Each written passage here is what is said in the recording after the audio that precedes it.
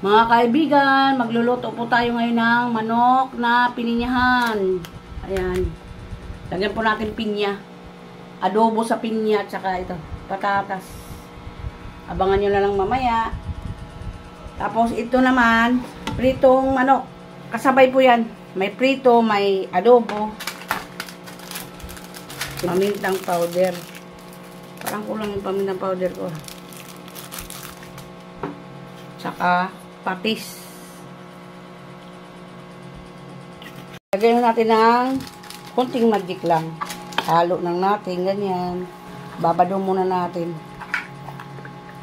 Yan, abangan nyo na lang mamaya pagluto ko. Lagyan natin mantika. Igisa natin ang sibuyas. Unahin natin sibuyas.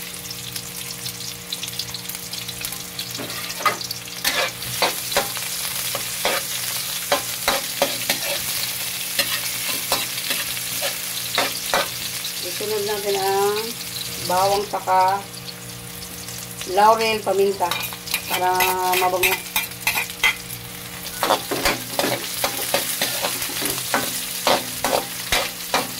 Ilagay natin ang manok.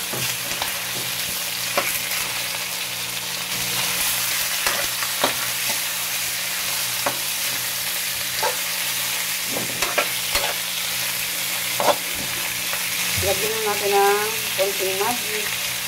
Tapos cube. Ilagay natin yung sabaw ng pineapple chunk.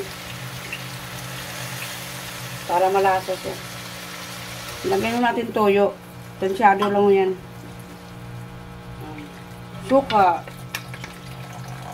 Ganyan lang. Isama ko yan sa manok.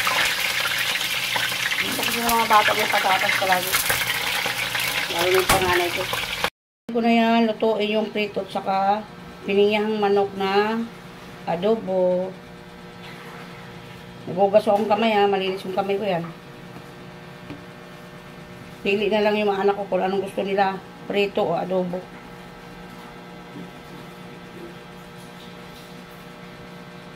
Patis yung tinimpla ko dyan.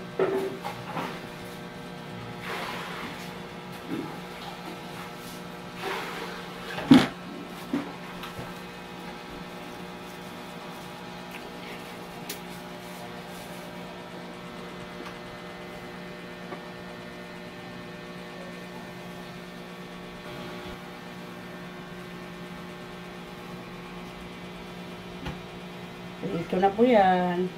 Ganyan lang kami magprito ng manok dito. Kami na mismo nagtitimpla. Mas masarap pa nga pag tayo magtimpla ng mga manok eh. Kaysa bibili sa labas. Mahal pa. Ituloy na lang po yan. Ilagay na po natin ang patatas. Pinirito ko yan oh. Para masarap. Yan ang gusto ng mga anak ko eh. Piniprito ang patatas bago ilagay sa adobo.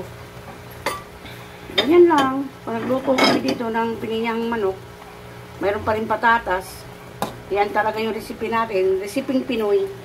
Lasang Pinoy. Di ba?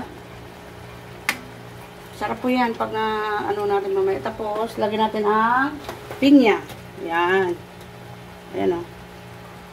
Paluto na rin yung patatas yan. Luto na rin kasi yan eh. Lagyan ho natin ng mantika.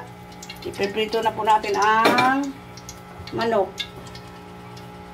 Sabay-sabay na ko iluto ko yung dalawang recipe. Painitin po muna natin. Ilagay na ho natin ang manok na pritohin natin. Yan. Sariling timpla ho namin yan. Mas masarap mo yung sariling timpla natin. Ano yan? Lasang Pinoy, di ba? Panglasang Pinoy.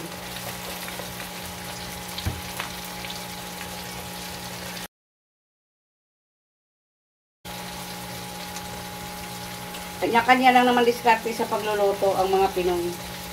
Diba?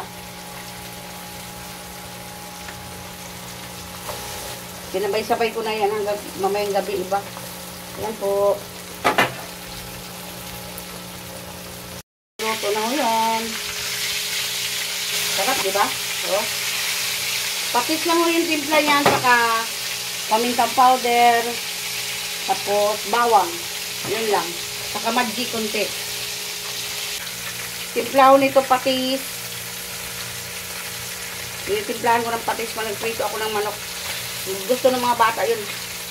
Pati buto, inaano nila. Sinisip-sip.